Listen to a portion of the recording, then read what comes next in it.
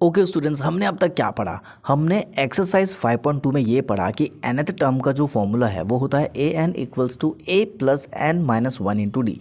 ठीक है, लेकिन अब हम स्टार्ट करने जा रहे हैं एक्सरसाइज 5.3। तो उसके जो कॉन्सेप्ट्स है पहले उसको समझ लीजिए।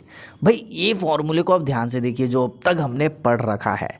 इसमें क्या बोल रहा है कि हमें ये जो फॉर्मूला है वो पता था, लेकिन अब जो हम फॉर्मूला यूज़ करेंगे वो इससे ही बनेगा। कैसे इससे बनेगा, ध्यान से देखिए क्या क्या दिख रहा है यहाँ पर, a plus n minus 1 into D दिखा। अब आपने करना क्या है, आपने यहाँ पर 2 मल्टीप्लाई करना है और इसको ब्रैकेट में बंद करना है और बाहर में लिखना है n अपॉन 2। बन गया ये आपका Sn का फॉर्मूला, n/2। ठीक है, 2a plus n minus 1 into D आ गया फॉर्मूला। अब इसको हम बोलेंगे सम ऑफ nth टर्म। तो Sn का फॉर्मूला तो ये हो गया। अब यहाँ पर एक एक चीज़ें डिटेल में समझेंगे। देखो भैया, यहाँ पर an का मतलब क्या है, nth टर्म है। ठीक है, a1 का मतलब क्या है, फर्स्ट टर्म है सीक्वेंस का। n का मतलब होगा नंबर ऑफ टर्म्स। यहाँ पर n ये है और ये है, तो ये क्या होगा, नंबर ऑफ टर्म्स। d का मतलब होगा कॉमन डिफरेंस, जो आपको पहले से ही पता होगा। और Sn का मतलब है सम ऑफ n टर्म्स। बात समझ में आ गई। अब बढ़ते हैं क्वेश्चन की तरफ। Find the sum of the following APs. ये सारे क्वेश्चन को सॉल्व करना है। ठीक है, लेकिन क्वेश्चन में क्या बोल रहा है, सम बोल रहा है।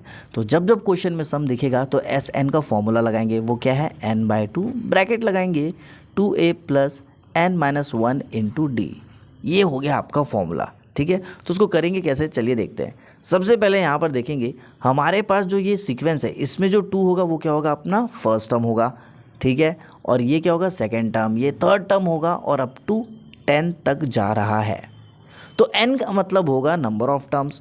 तो यहाँ पर 10 टर्म्स बोला है तो n की वैल्यू हो जाएगी 10। ये बात समझ में आ गई। कॉमन डिफरेंस आपको तो पता है, a2 माइनस a1 करेंगे मतलब 7 माइनस 2 करेंगे, 12 माइनस 7 करेंगे तो हमारी वैल्यू आ जाएगी 5। ठीक है, तो ध्यान से देखेंगे। सबसे पहले क्या करना है, गिवन लिख देना। गिवन लिखने के बाद बता देना कि फर्स्ट टर्म हमारा है 2। ठीक है, उसके बाद कॉमन डिफरेंस भी आप निकाल सकते हैं। 10 कैसे आया, फिर से सुन लो। 10 टर्म्स रहा तो n की वैल्यू 10 हो जाएगी। 20 टर्म्स रहा तो n की वैल्यू 20 हो जाएगी। ठीक है, फॉर्मूला क्या था, Sn equals to n/2 bracket लगाएंगे 2a plus n minus 1 into D. ये है फॉर्मूला। तो यहाँ पर जो n की वैल्यू है वो क्या हो जाएगी, 10, तो लिखेंगे 10/2। बात समझ में आ रही है। 2 a की वैल्यू यहाँ पर है 2 तो लिखेंगे 2 इंटू 2 प्लस n की वैल्यू 10 है minus 1 into D. Common difference निकला यहाँ पर 5 तो लिखेंगे 5। बात समझ में आ गई।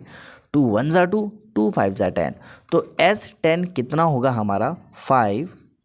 अंदर की वैल्यूज को सॉल्व करते हैं। 2 इंटू 2 4 प्लस 10 माइनस 1 होगा आपका 9, और 9 से 5 को जब आप मल्टीप्लाई करोगे तो ये ब्रैकेट है तो 9 5 ज़ा 45, तो उसको डायरेक्ट लिख लेते हैं हम 45।